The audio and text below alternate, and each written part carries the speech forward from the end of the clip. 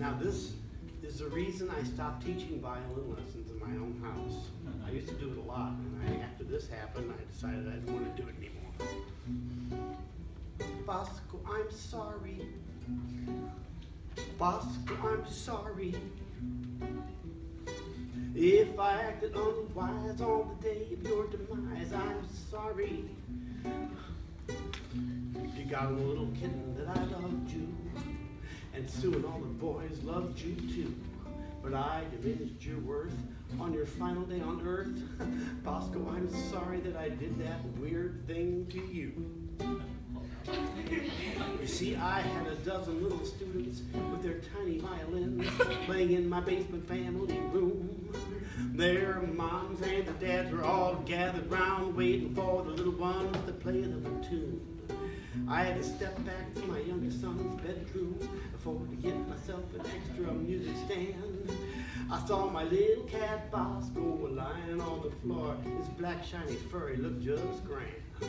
I said, hey, little Bosco, what you doing there lying so peaceful on the bedroom floor? I petted him, he didn't move. I went to pick him up. I found his body was as stiff as a board.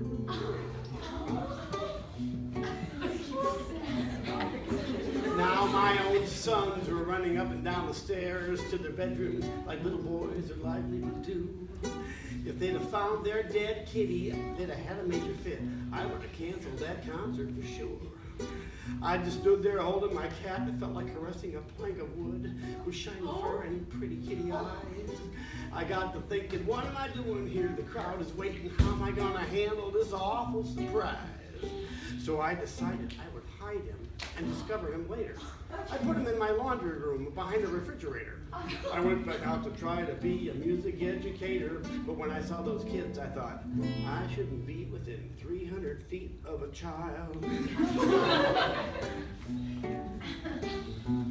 Bosco, I remember 11 years ago when you were just a tiny little kitty. The doctor said the tumors in your chest were going to grow. Your outlook wasn't looking very pretty. I held you and he said you'd only a couple weeks to live.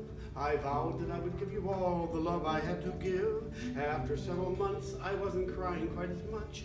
After several years, I got involved in other stuff. Well, 2 years went by, did you die?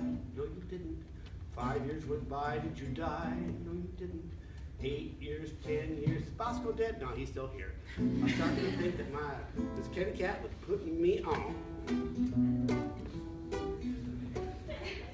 Well, Bosco, now you're dead, and my nights are filled with dread. I lie in bed and dream the scariest things, like Pet Cemetery and Cujo and killer rabbits and killer bandies. I could co-write a crappy novel with Stephen King.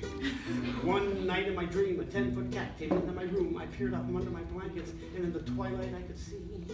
He had giant claws and killer fangs, and he looked a lot like Bosco, and he seemed to be quite angry with me.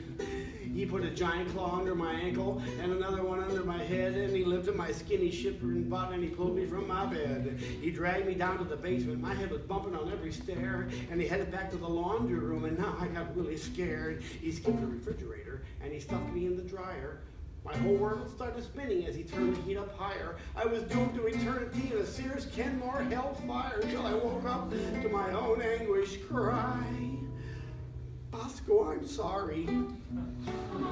Bosco, I'm sorry.